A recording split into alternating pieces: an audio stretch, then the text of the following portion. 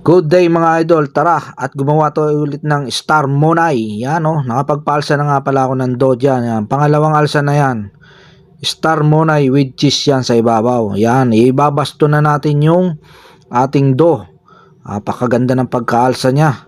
Yan, papahabain lang natin at hahatiin natin 10 piraso. Yan, pagkahati, yun, bilog-bilog nyo lang yung dough. Ganon, gawin. Consistent lang na ganon. At sausaw natin sa matamis. Yan, ganyan.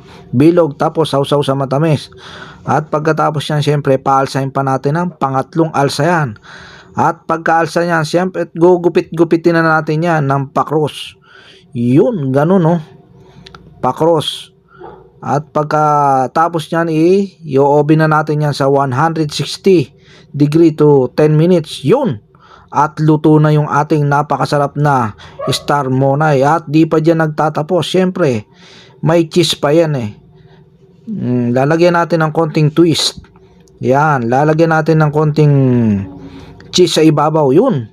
At tutunawin lang natin ng bahagya yan. Mga 3 minutes. Sasalang ulit natin yan.